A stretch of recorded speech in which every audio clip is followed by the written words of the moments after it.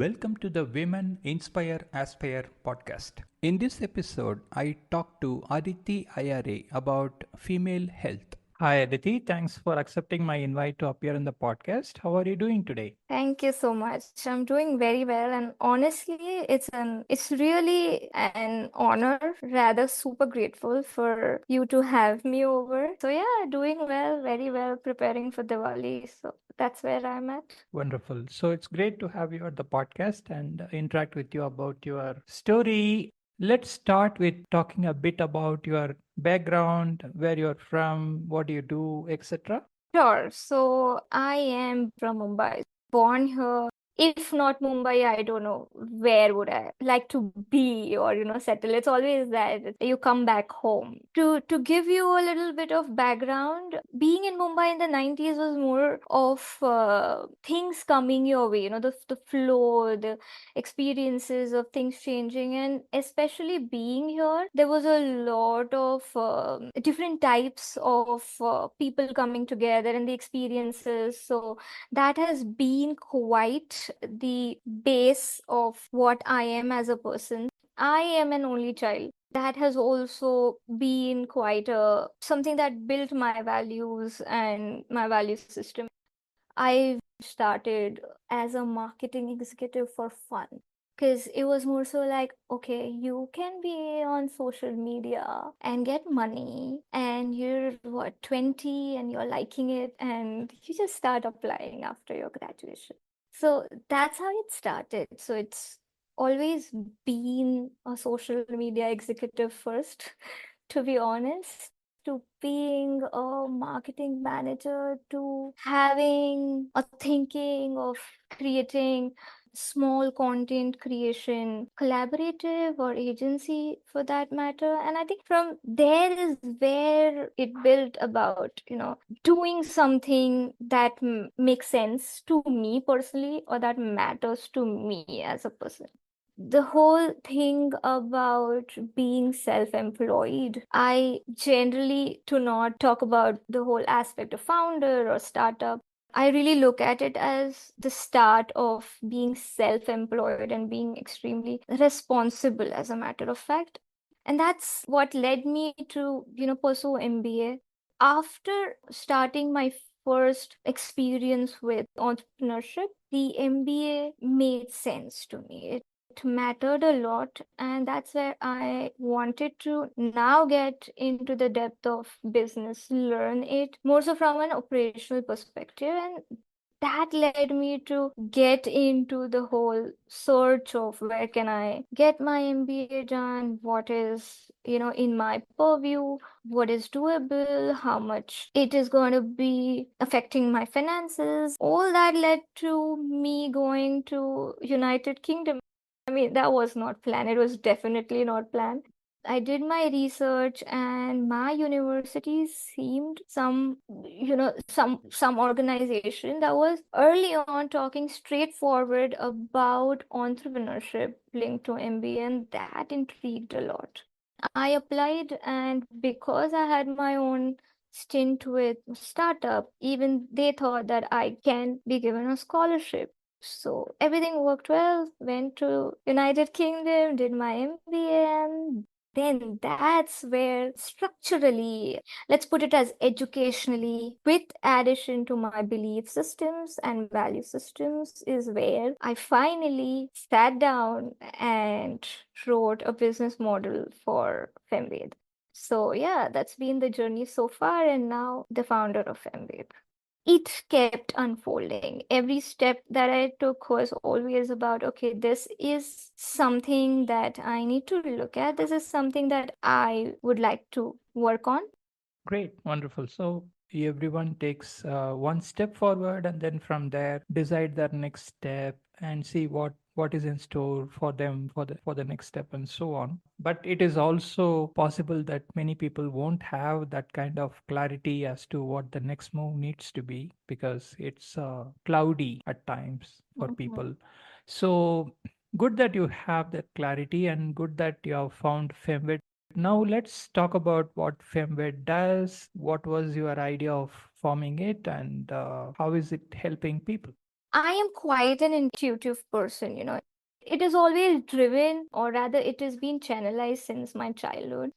As I'm growing up, as I'm, say, in my teens, I have been overly responsible in a way, because then, when you've been given that kind of a structural leeway, or, that where you feel that, okay, your opinion matters, I think that is where you start building that sense of responsibility, and very much led to me having a very strong value system early on.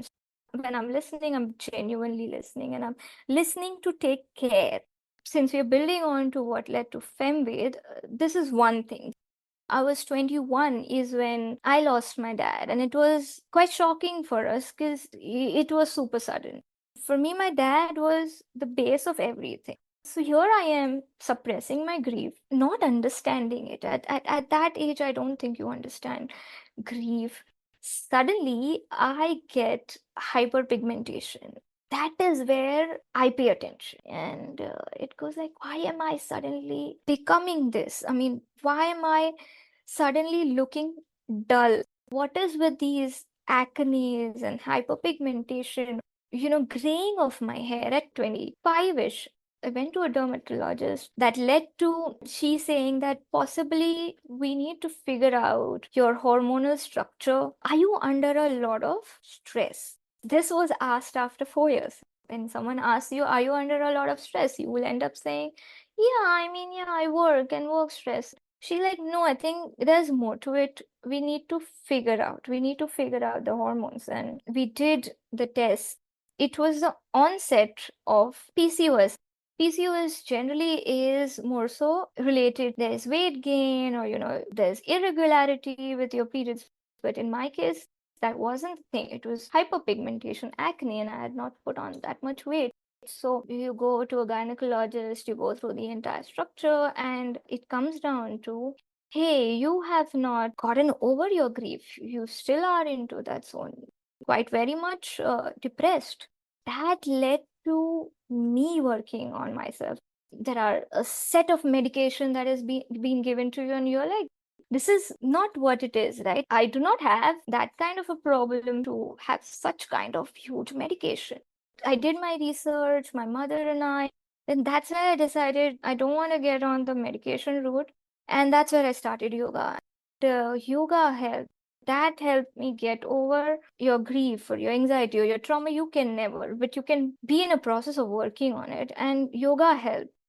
With that, Ayurveda helped too. Now, when we say Ayurveda in India, it is accompanied our set of medications, but it is also about the way we live in the lifestyle. And it really helped is when, I started my own setup, and it was coming in well, and that's where, I went to UK. Now, that is where things started building on. When you go to a place that is completely different from your own surrounding, your own environment, you feel that, okay, this is going to be extremely different. But the one thing that I realized, women across the globe, when they come together and when they talk, and this happened to me with my friends, we have the same layer of concerns. We do come with the same force, and we do have the same situation that we come together and we discuss. My very good friend had a lot of stress driven hormonal imbalance due to COVID. COVID brought in a lot of change in the area of anxiety, stress, and that also led to femtech. I was hyper focused on my friend. She and I talking about her situation. When hormonal imbalance happens to a woman, it's not one thing. It is multiple things. And all you can imagine is like there's a storm around you and you just don't know how to get out of it. And while this is happening with her, is when we are talking, and I said, hey, I was helped by holistic wellness as a matter of fact. How about we try it for you? And we tried in her city. She was in Athens, and we tried to find people. And that's where the realization came in that why not Fenway? And she was someone who really was quite a backbone of building Femved when it comes to the marketing aspect of it or the whole promotional branding part of it. And that's how Femved was born. It literally was me observing myself, my personal grief, my personal experiences, observing my friends, and just trying to just be there and help. That was the whole crux of Femved. It was about, hey, we don't want the pill because the pill is not a solution. And we know that, so we want to do this, is where Femved came in picture. Yeah, great. So you talked about how Femved was started. So can you also tell a bit Right. about what exactly Femved does? We are talking about holistic wellness. One, it has to come from an authentic source. Two, we are not going to give any quick fixes. So, what are we going to do? We are going to focus on your diet and your lifestyle, helping you through getting out of the stress because it's a vicious circle. Stress leads to, say, a PCOS or an other problem that will lead back to stress.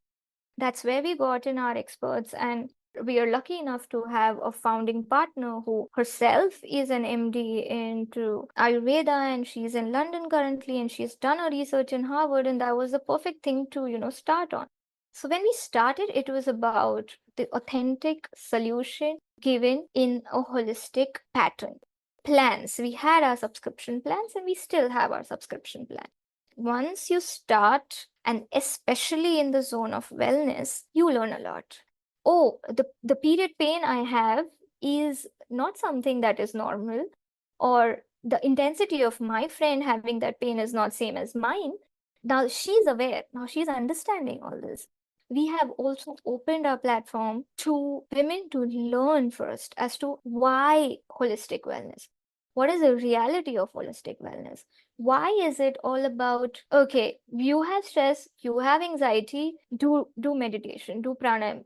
But what is it? Why is it so important? Is it just like going to take away your anxiety?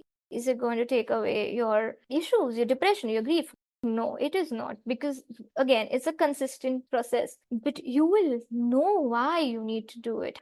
So Aditi, can you tell us about your hobbies and interests, what you do apart from your work? For hobbies, it keeps changing, but so far it's been constant on photography. I really like it. Photography helps, it keeps me in the moment. As a kid, I was part of karate. Recently, I've started playing badminton. So that's something also is quite relaxing sometimes to, just let go and play and keep your phone away. I have been traveling. That's something that I really like doing. I love traveling. Okay, great. So tell us about your photography. So do you take photos in your mobile or you have a SLR camera? How do you go about it? So I do have a DSLR and I did a photography course long time back. That was also, in fact, helpful for my first startup. But I do have a DSLR, though I have not used it recently. I am just in the process of getting back at it. Generally, I like landscapes and that too during sunsets. So that's something that I love. I was told that you should only worry about the frame or clicking a picture or, in the process of creating that kind of a moment. So for me, the frames matter. And generally, it happens when I'm traveling. Great. Let's talk a bit about the societal issues that you care about. Of course, apart from the work that you are doing with your company, are Mhm. there any societal issues that bother you and you want to work on it? See, honestly, I do say this, and whenever I have been asked this question, see, a person can always do something with a complete passion or with complete thought is only when that person empathizes with a problem. Being a part of Femved, it has always been about me being a woman and knowing the issues around it. And I think that's the base of it, because obviously there are great people who are doing great things for the society per se. But for me, it is always about what I empathize with. And for me, whatever is happening around women's health was the scope and is still the area where I think a lot could be done. And that is something that I'm genuinely concerned right now. And honestly, it doesn't come from something that I feel needs to be changed overnight. Is something that I relate to. Can we just try and understand all the perspectives? Can we have the kind of a society which has more of an emotional quotient than just the intelligent quotient? So that's something that could be, but again, that is at a very different zone altogether. To me, if I look at it, there is a lot of emotion around, but I see a lack of intellect because people don't get into the details or they don't pay attention to issues about what is involved, what needs to be done, what is the background, and all those things, which needs a lot of thinking. But I see a lot of emotion around, so much of outcry. We need to do a lot of intellectual work apart from the emotional, and both has to be integrated. You need to have the feeling, you need to have the knowledge so that you can work towards the solutions. So both are required. Yeah, see, from my perspective about this is honestly, when there are heavy emotions, when there is a lot of emotions about something, it is generally from a lack of complete knowledge, and that's where emotional quotient plays a important role. Because if you do not have that kind of a structural understanding of empathizing with all the perspectives, you will end up being extremely highly emotional about something.